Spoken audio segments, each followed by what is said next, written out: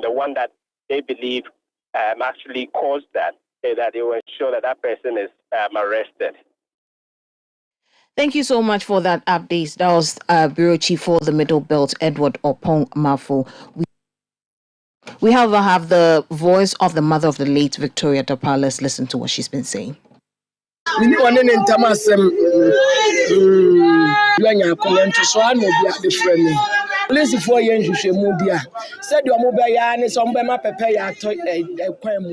can't confirm the relationship between our daughter and the killer. All we ask for is the police to investigate and bring the suspect, Takun, to account. The killer has destroyed my precious jewel.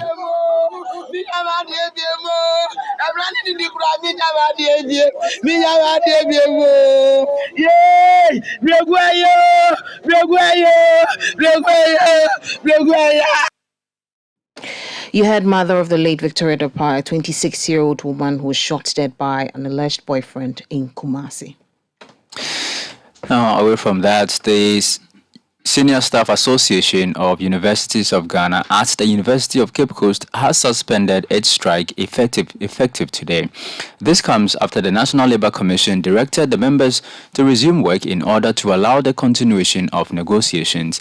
The association laid down their tools over delays in the payment of negotiated allowance, conditions of service and promotions. The management of UCC then extended an invitation to the leadership of the association to agree on a roadmap to resolve their concerns. Speaking to Citi News, the secretary of the association at UCC, Christopher Agri, said they are looking forward to a favorable conclusion of the engagement.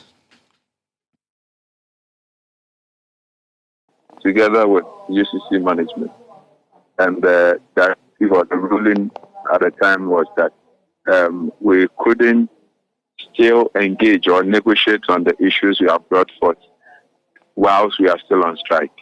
Therefore, they directed us to call off the strike and then engage management. So we have done just that.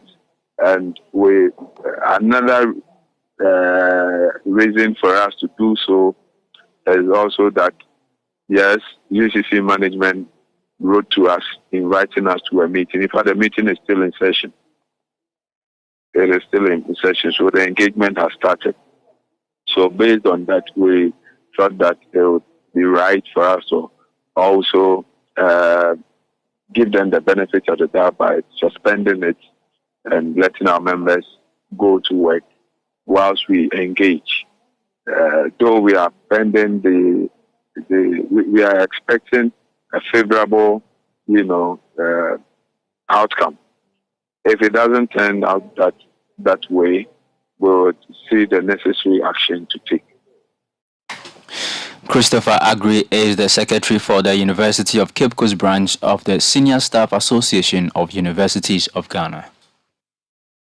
Now, away from that and to the area of health, because the Ghana Health Service says it is making strides in the elimination of vaccine-preventable diseases through consistent and continuous immunization of children. The service says, although there has not been any recorded death following the recent outbreak of measles, it is making efforts to eliminate the disease in the country. The Director General of the Ghana Health Service, Dr. Patrick Kumar-Boache, speaking at the launch of this year's African Vaccination Week in Kumasi, lamented the misinformation and hesitancy, which are challenges hindering the immunization of children.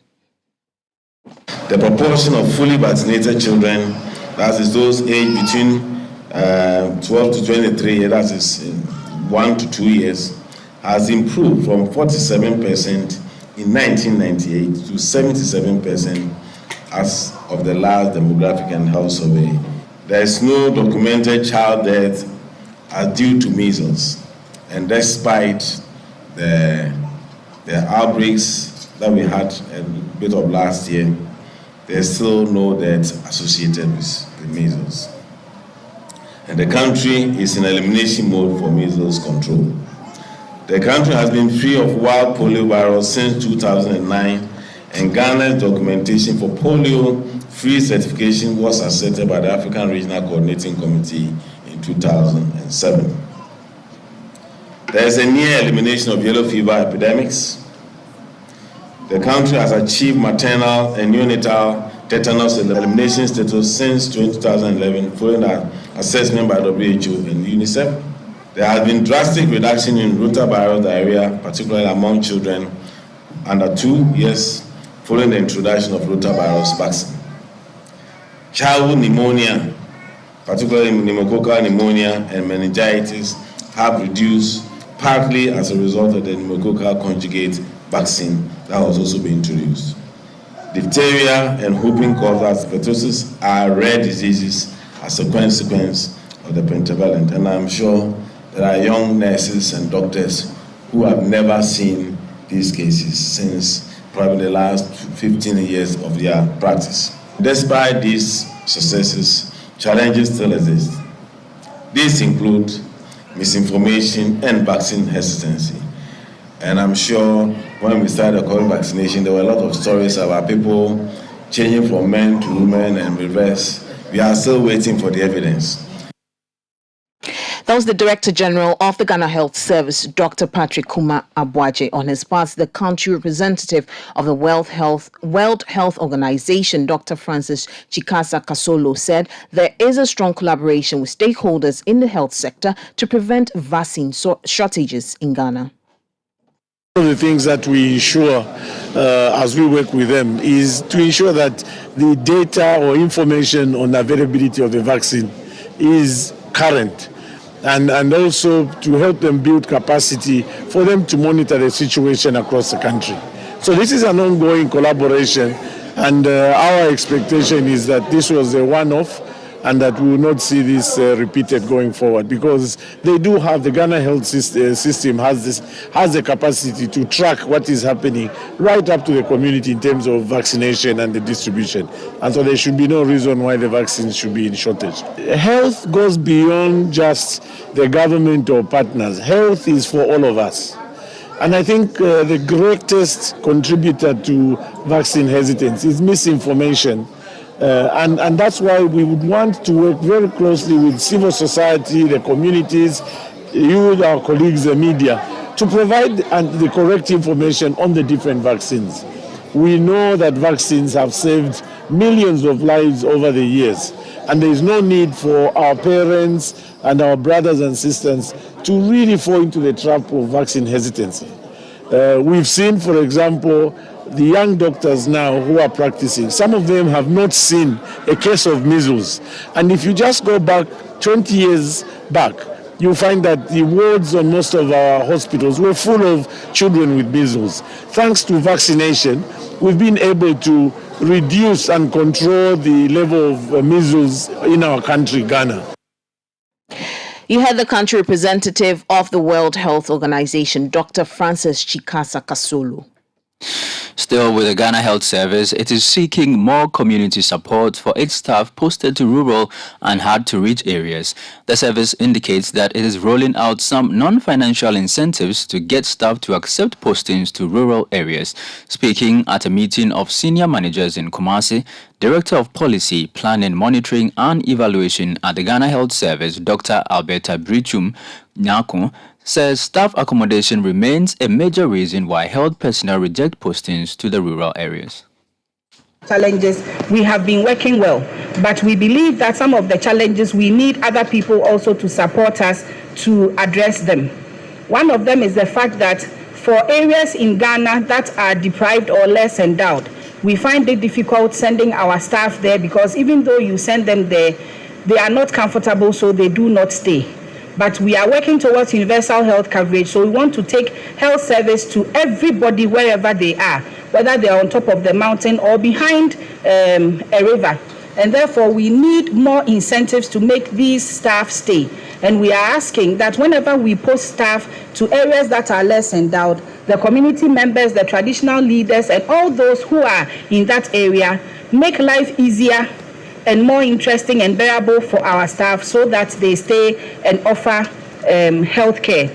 Yes, it is true that some of our staff are leaving for better working conditions outside, but we are also doing our best to ensure that those that are left do not feel so disadvantaged. We have put in place some non-financial incentives to make people more comfortable to work in areas that are not so well endowed. And it is the financial component we want to add to it that is not yet ready, but we are working towards that. And that is why we are asking community members to also help us make our staff comfortable when we post them to these areas. Sometimes we need basic equipment.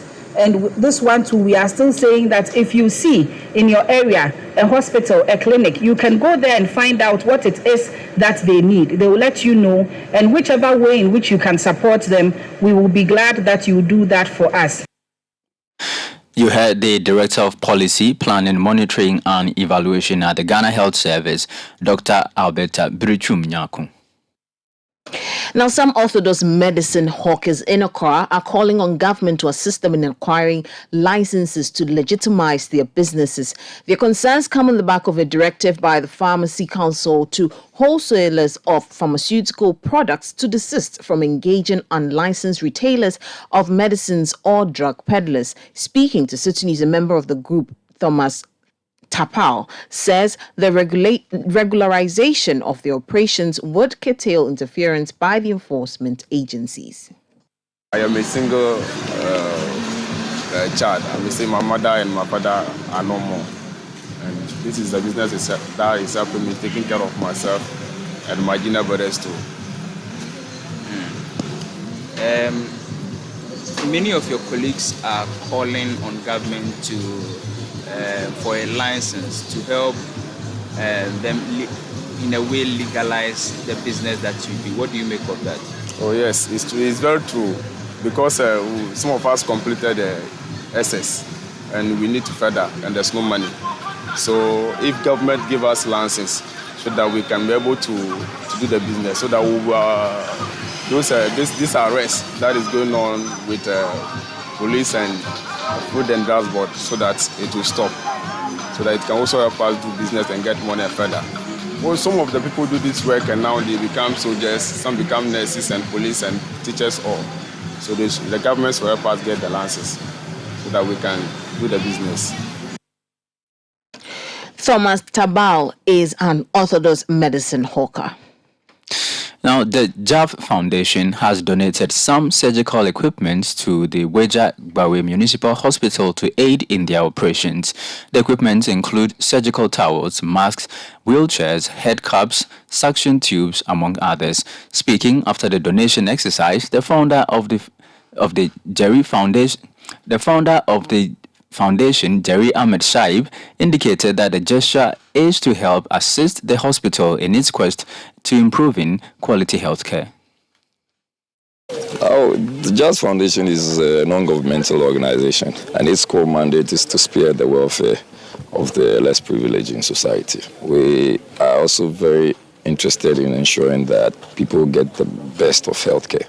So we procured this, and we had some support from some other agencies, and we decided to come and support this municipal hospital because we've had hints that they require or they request some of these things for their own purposes, and that's why we are come here today to do that. Oh, well, we have doctors who are our friends and they are part of the foundation, so we are sure of its supervision and its proper utilization.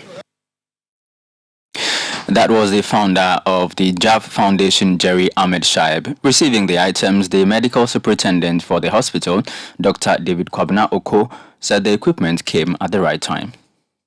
Having considered Weja Gbawe Municipal Hospital as a place you could give out some of these items to help those who are in need and then the vulnerable, we would accept it, although the handing over hasn't been done, and assure you that we'll use it for the purpose for which you intended to give them to us. And we believe these items have come at a timely time. A lot of medical and surgical consumables, which lately we are struggling to get because of how procuring these things have been very, very difficult as a result of the hikes and then the up and downs in the dollar. But we believe this will go a long way in improving the services we give out to our clients. And like you said, and I believe it would happen, that more and bigger things would happen for you and your foundation so that you can come and give us more things to help improve the service delivery in this catchment area and beyond. You heard the medical superintendent of the Weja Municipal Hospital, Dr. David Kwabena Oko.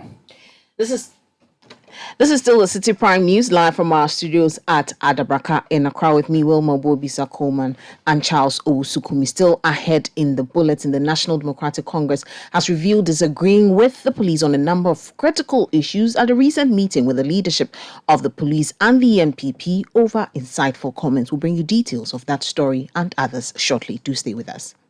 City Prime News at 12 midday. Update you on all the running stories and connect you to the newsmakers.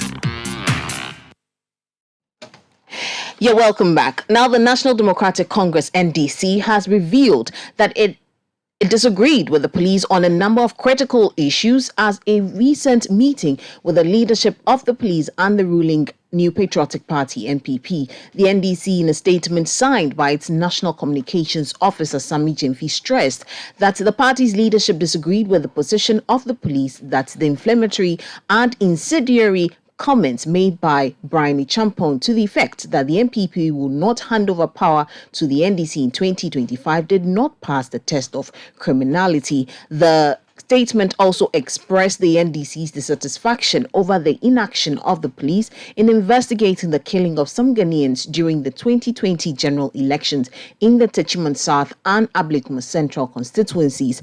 NDC further reminded the Ghana Police Service to relook particularly at their stance on Brian Champon's incendiary comments.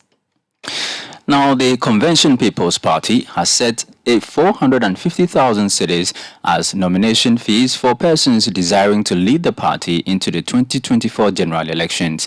According to the party, processes have begun to elect a flag bearer ahead of the elections. Speaking to Citi News, the General Secretary of the Convention People's Party, Nanaya Jantua, indicated that the money will be used to galvanize the grassroots towards election 2024. She also added her voice to calls for the Electoral Commission to include a guarantor system in the registration of new voters onto the voters register. The only concern is the new additions that everybody is talking about, that they have this political color, that the president should reconsider his decision. I mean, appointing them to the commission. But as an institution, you won't get everything right at the go. They took the CI, it has been brought back, and I think there will be negotiations and stakeholder consultations on the matter. The CPPR position is that the guarantor system should be maintained. In addition to the Ghana card, that one is law.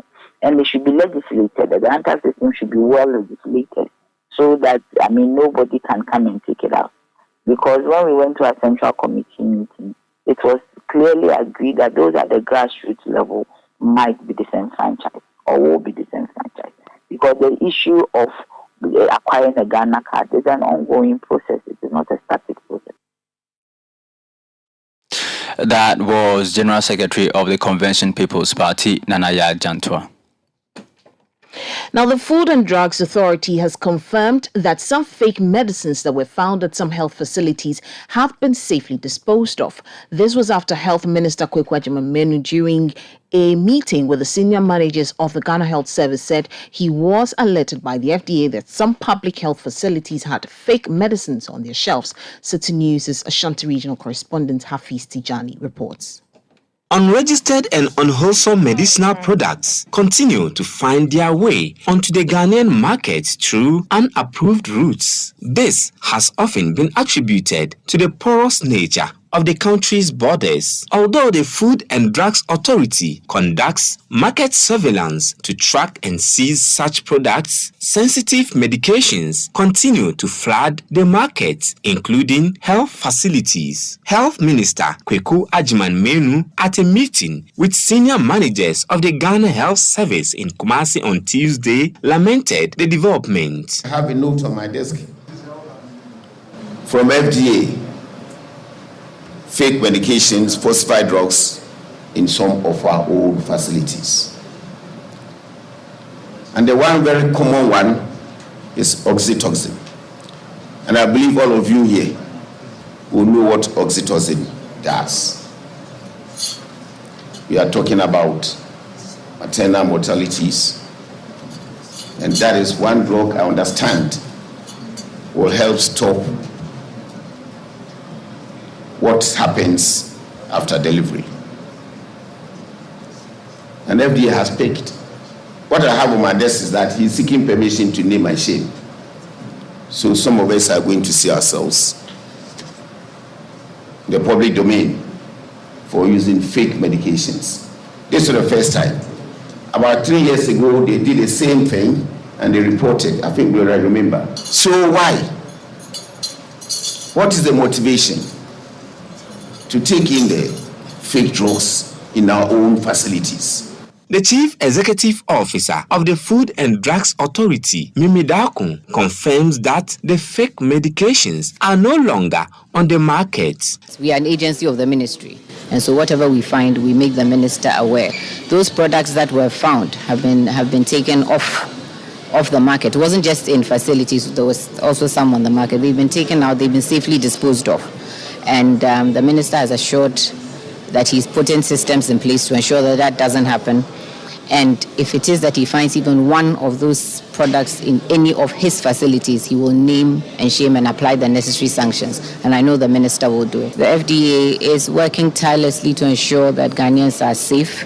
The FDA is an accredited, it is an organization that is known on the continent to be one of the best in the continent. We have hardworking, dedicated staff. And as I said, we will work to ensure your safety, and we'll work tirelessly to ensure your safety. The FDA CEO also spoke about some measures being taken to help check the source of all medicinal products on the market. We've asked all importers of medicine to register onto what we call the proper seals, so that there's going to be a barcode on even if you walk into a pharmacy, you'll find somewhere where you can actually scan a barcode and be able to scan a barcode even on the medicine that you buy. If you have anything, if it is locally manufactured, it will have the FDA registration number. It will also have that barcode on. So with a proper seal system, and that system is going to be all over Africa, not just Ghana, as part of the Africa Continental Free Trade system that we are running. And it will assure you of the source of the medicine that you are buying. And so it will only be registered medicines and registered companies who have registered their medicines who will have that barcode on, or that QR code. Actually, it's not a barcode, it's a QR code. Will have that on their medicines. But until then, if it is a locally manufactured medicine, look for the FDA number. If you are in doubt, we have many numbers that you can call that if you want to find out. And we are also, as we told, we said and we sent to the ministry that facilities should ensure that they only buy medicines that have been registered by the FDA. The Director General of the Ghana Health Service, Dr. Patrick Kumabwaji, reiterated systems are being strengthened to punish persons who take advantage to extort patients on the NHIS policy.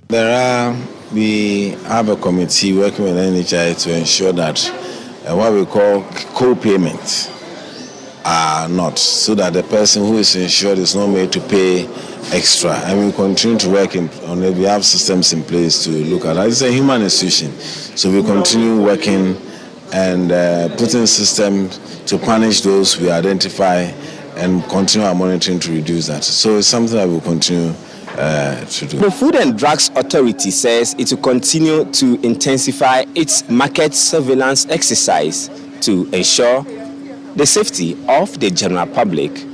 Hafiz Tijani, Citi News, Kumasi, Ashanti Region. Now, two NPP parliamentary aspirants for the upcoming Kumewu by-elections, Edward Kofi Osei and Yao Ban, have withdrawn from the race. The two were not on the list when the party issued the notice of poll for its upcoming internal election to choose a candidate for the by-elections. 5 aspirants will now contest in the election on Sunday, April 23. We're joined over the phone lines by Ashanti Regional Correspondent Hafiz Tijani, who has been on the story for all this while. Good afternoon, Hafiz. Many thanks for joining us. Now, tell us about these aspirants who have withdrawn from the race. So first, we have lawyer Edward Kofi Osei, who announced or gave an official announcement of his withdrawal from the race this week. He stated some issues about his holding of dual citizenship. So he has another passport in the US, and he says that he has considered a lot of, or he has made some consultations, and that he thought it wise to step aside for other contenders to continue with the race, and that he doesn't want what happened in the Asin North constituency to happen to the New Patriotic Party in the Kumeru constituency. And he has learned some lessons. He has done some consultations, though he had started some processes months ago to renounce his U.S. citizenship and that he can contest for this by-election.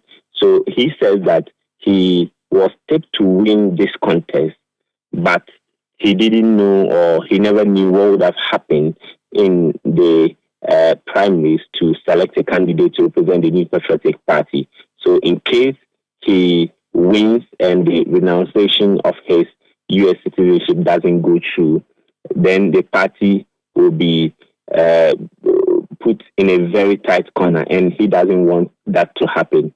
So he stated some of these things as his reasons to step aside and allow the other contenders to go ahead with the race.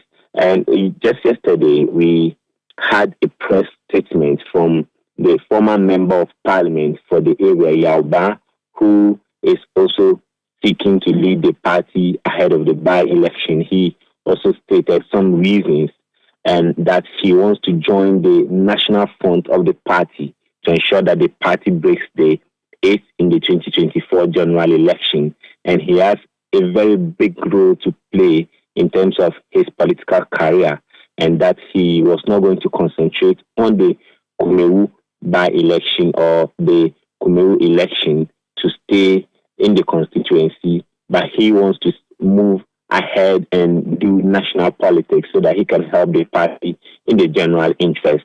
And he also achieved his support for the only female candidates or female aspirants among the 5 people who are now contesting. And he calls her his niece and says that she's the only person who can unify the front of the party in the constituency. That is why he stepped aside and urging all the delegates to vote en masse for the female contestants, Sewa, Amasewa. Now, we know that there are 5 aspirants in this context. How far are preparations ahead of the elections on Sunday? Okay, so we have Kwame Osei-Bempah, we have Kwame Appiah-Kubi, and then we have Dr. Boaji Da Costa, we have Ernest Yao Enim, and we have Obapa Amasewa, who are contesting in the Sunday's primaries. And according to the party, they have done the balloting. They have printed out all the ballot papers, and they have secured a venue for the election. And they have also met all the aspirants and their agents to give them the guidelines as far as the election is concerned, what they need to do and what they should not do on the day of election or before, during, and after the election. And the party is convinced that the delegates are going to elect someone who can retain or help retain the seat for the MPP in the Kumeru constituency, following the demise of the Citi Member of Parliament, Philip Baswa. And the party has also said that it has printed accreditation. It has also met with the police in the area, that is the Ashanti North Police Command, who will be deploying their men to maintain order on Sunday when the elections are being conducted. So the party says that all is set for the Sunday election, but the 5 aspirants are still crisscrossing the constituency, meeting delegates in the various electoral areas to get them to vote for them on Sunday. Now, do we know which of the aspirants is tipped to win this contest? Well, it's not so easy to say, but when you go on the ground, you find people who are tipping NSCL Enim. NSCL Enim was a very close relation he was very close with the late Member of Parliament, Philip Baswa. He was in his camp. So most of the supporters of Philip Baswa are now showing their support for this particular aspirant. They believe that he is the right person to succeed the late MP.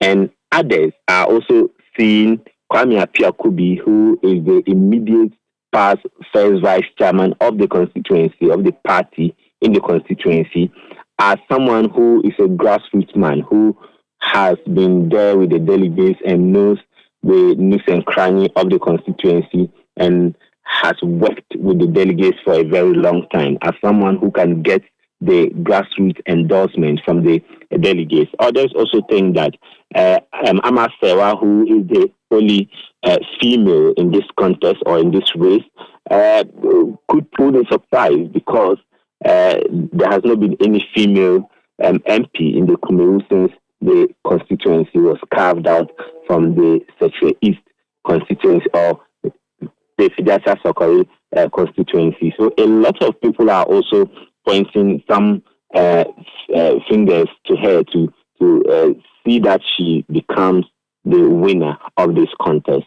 But only the delegates can decide, Wilma. Well, before we let you go, what are the preparations for the other political parties ahead of the by-elections? Well, so now it's only the NDC, it's only the MPP that is yet to select their candidates to represent them in the by-election. So when you look at the NDC side, the candidate who is there, Amankwa, he went unopposed when the vetting was done or when nominations were open for the primaries of the NDC. He went unopposed and he is endorsed by his party as someone who represents them in the by-election. So that is secured for the NDC. And when you look at the other parties who have also expressed interest to contest in this by-election, you have the smaller parties like the CPP and the PNC. They have also presented their candidates already. So it's the MPP that is outstanding to present a candidate for this election. And we have an independent candidate. He was a member of the MPP, but for some reasons he stated as, or he claimed to be unfair treatment during the 2020 primaries. He defected and then decided to contest as an independent candidate in the 2020 election, and he made some inroads, and he is coming this time around and says that he is still in touch with the constituents and he believes that he's going to win this seat. Thank you so much for that update. That was our Ashanti regional correspondent, Hafiz Tijani, bringing us details from the camp of the MPP, where two MPP parliamentary aspirants for the upcoming Kumu by-elections, Edward Kofi Osei and Yauba, have withdrawn from the race that is to take place on Sunday, April 23. Now we'll go to the Central Region and speak to our Central Regional correspondent because there the presidential candidate hopeful for the National Democratic Congress, Dr. Kwabena Duffuor, is on a campaign tour. So, Calvis, many thanks for your time. Where has the Dr. Duffuor been and what has he been saying? Well, Wilma, Dr. Kwabena Duffuor, who was one time finance minister under the National Democratic Congress administration, is embarking on a 2-day tour of the Central Region. He started his tour at the Gomua East constituency, where he visited the Deba grounds of Gomua East and interacted with party faithfuls and delegates who will be voting come May 13, 2023. According to the former finance minister, he has what it takes to lead the party to victory 2024, should they give him the nod to be a flag bearer of the National Democratic Congress. He also says that when given the nod to lead the party in the 2023 elections, he would set up a fund to take care of party executives and some party individuals who have helped the party. According to him, some of these party executives they are not living well, and that they need some sort of pension, some sort of scheme to take care of them as individuals who have served the party to that effect. He also says that he's going to abolish schools under trees. According to him, he has a plan to ensure that schools under trees are completely abolished. Today he's continuing his tour. This morning he visited the Iminsimazi Palace in Cape Coast, where he interacted with the Ogwamahini Osabarama Kwesiata II. He is still on his tour. He'll be going to the Abra Asebu Kwamankasi area, the Asin North and Asin South, and Asin North and Asin South constituency, the Chufu Etimokwa area, as well as some other areas within the region. He is hoping that he will end his 2-day tour of the central region today, Wilma. Now, Calvis, what has the reception been like? Well, Wilma, the reception has been good. You know, party supporters in the region want to have a feel of him and know what plans he has for them before they vote for him come May 13. So the support for him has been huge. A lot of party people here who are here chanting his name. And we are hoping that on December 13, they will do the right thing, Wilma. Well, thank you very much for that update. That was our Central Regional Correspondent, Calvis Tete, bringing us details of the campaign tour of the NDC presidential candidate, hopeful, Dr. Kwabena Duffuor.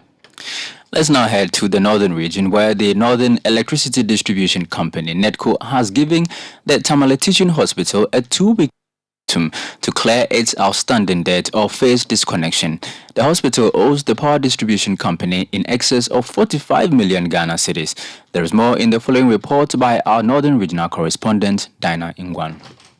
Thursday's exercise saw the team disconnect power supply to some residential and non-residential structures within the Sanergu municipality of the Northern region. They also extended the exercise to the Kumbungu district of the Northern region, where the Assemblies of God Theological Seminary was disconnected over power theft. Back in the Tamale metropolis, the Northern Electricity Distribution Company went to the Tamale Teaching Hospital, which owes the utility company to the tune of 46 million cedis, with a monthly consumption of about 1.4 million. In a meeting with the hospital management, the managing director of NEDCO indicated the need for the hospital to pay its outstanding debts. It is a simple mission. This is what you owe us. We expect to receive not less than 70% of this amount, and that will translate to about, if I'm not lying, 32 million Ghana cedis. How you will do this, I can't tell, but you know for sure that these services must be paid for. And we know that you provide a number of services, some of which are really critical, yes. But the directive we have had, normally we should be putting prepayment meters on all our facilities so that we don't get to a situation where people even owe us this way. We all use mobile phones, prepaid phones, and we preload before we even use. So if all our facilities were metered with the prepayment meters, we wouldn't have gotten where we are. And government has even directed that we meter all our MDs except the critical ones. And so if you have not been metered with the prepayment meters and these debts are also accumulating, how do we continue to provide the service to you? So I think this is just the basic message. The hospital, however, says payment of electricity bills per the arrangements rests with the Ministry of Health. We as an institution, for now, we do not pay for electricity from our coffers. We don't do that. It is being paid for by the government. And as far as I'm aware, I think last month or so, we were asked to forward our bill, and we did same. So the thinking is that this figure that you have even mentioned used to be more than that. So practically the government had defrayed a portion, leaving this figure right now. It is our expectation that now that you are carrying on these exercises,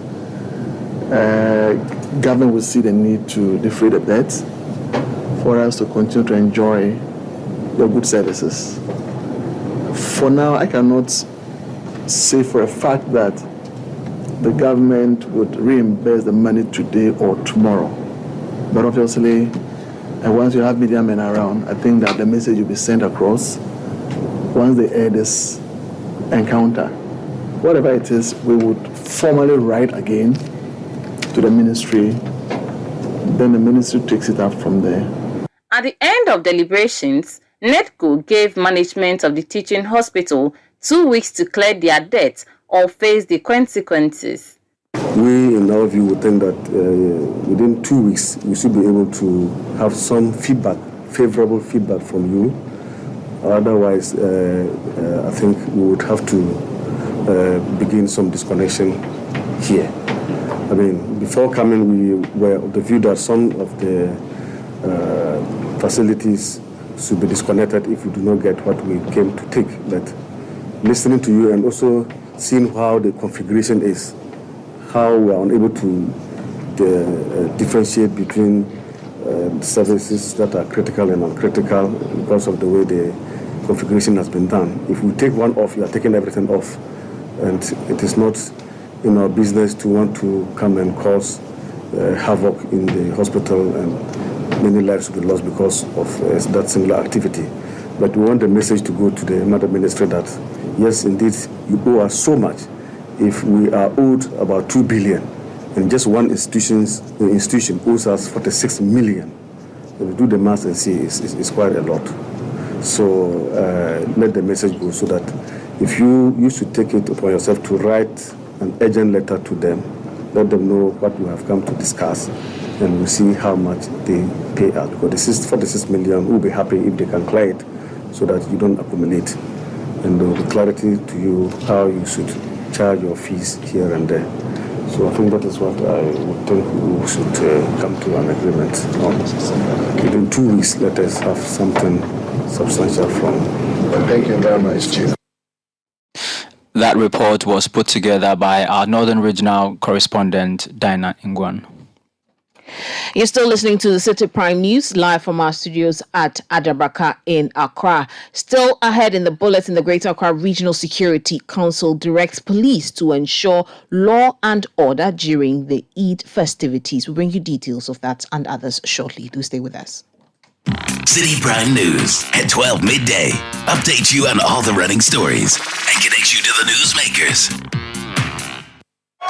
Marrying the city's most beloved billionaire, she believed she had hit the jackpot and was on her way to live the soft life she always dreamt of. But that's when it gets darker. And I'm not sure say your husband to go be if you hear the final way I get for your dog. I still have your underwear in my office drawer.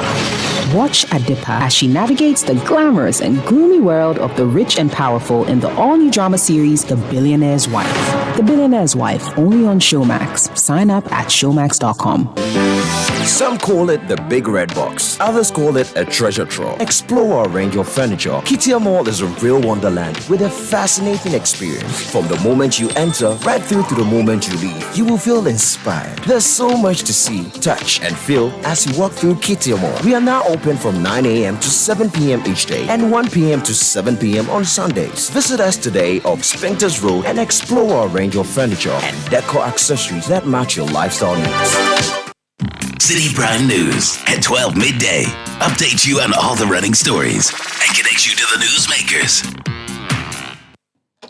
You're welcome back. Grateful for staying with us this hour. Now, the Greater Accra Regional Security Council has directed all regional, municipal and district police commands to ensure law and order before, during and after the Eid festivities. Eid al-Fitr is an important religious holiday celebrated by Muslims worldwide to mark the end of Ramadan, the Islamic holy month of fasting. The government declared Monday, April 24, 2023 as a public holiday to mark the Eid al-Fitr, although Muslims would observe the celebration on Saturday, April 22, 2023. In a statement, the Greater Accra Regional Minister Harry Quartey extended warm wishes to Muslims on the occasion and appealed to all Muslims to exercise moderation in their celebration.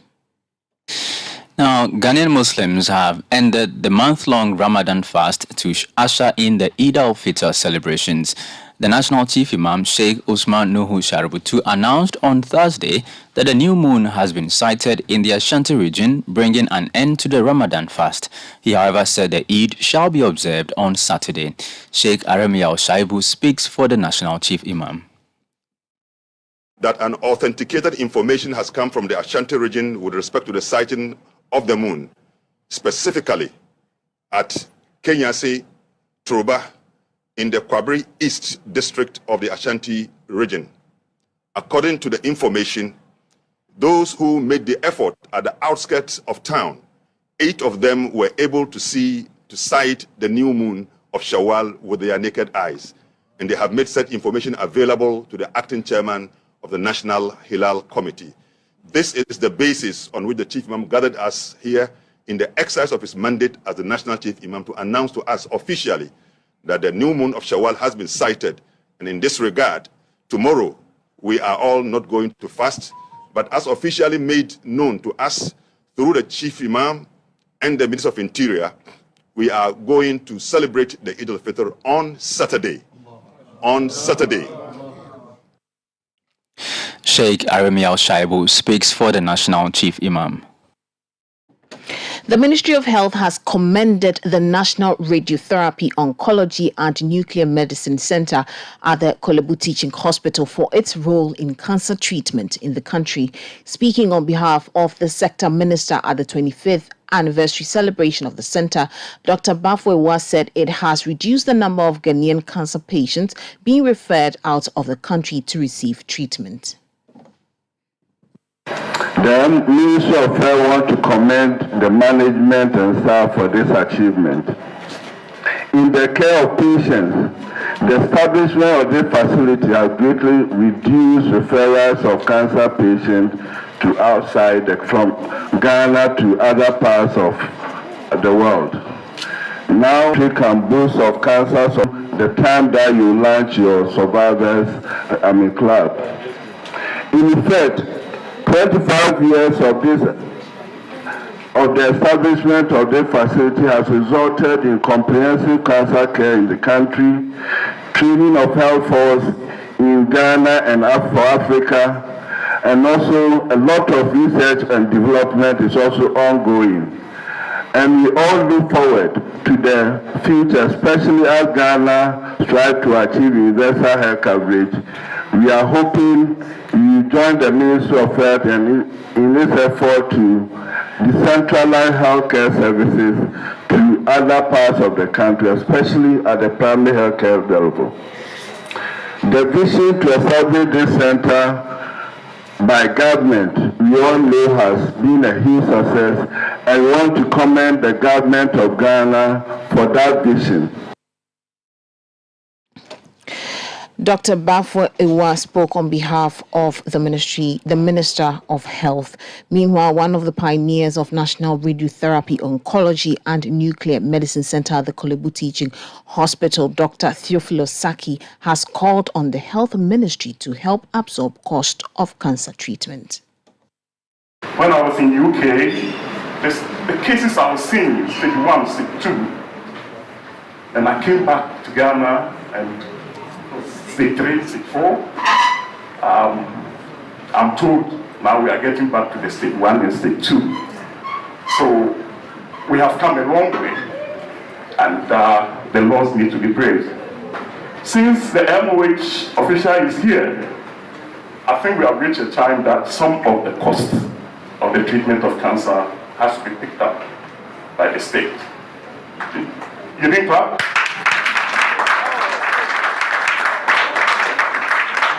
When we do that, we will take out the herbalists, the pastors, and the others who claim they can treat.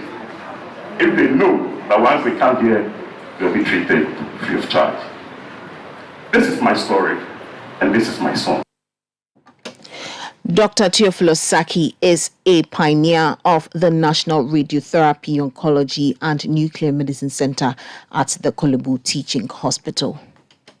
Now, the Tamale Magistrate Court has remanded into police custody 4 persons suspected to be involved in the killing of the chief of Mujipe in the central Gonja district. The suspects, according to Citi news sources, reported themselves to the Savannah Region Police after they were named to be involved in the crime. They were on Wednesday processed by the police and presented to the court in Tamale, where they were remanded for investigations to continue. They will reappear on 26 April 2023. Mujipeura Abdul Rahman Bore was killed over a disputed land on March 30.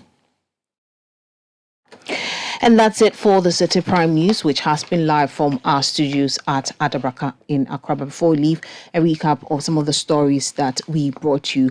A family of a 26-year-old woman allegedly shot dead by a man believed to be her boyfriend at Idum in the Ashanti region are demanding justice. We also brought a story where, with a few days to the MPP electing a candidate for the Kumu by-elections, another aspirant in the party's parliamentary race, Yauban, withdraws his candidature. The NDC has also reviewed disagreeing with the police on a number of critical issues at a recent meeting with the leadership of the police and the NPP over insightful comments. We also had the Senior Staff Association of Ghana, the University of Cape Coast, suspending their strike over delays in the payment of allowances and conditions of service. And also the Ghana Health Service says it's making strides in eliminating vaccine preventable diseases through consistent and continuous immunization of children. The news was also live across the country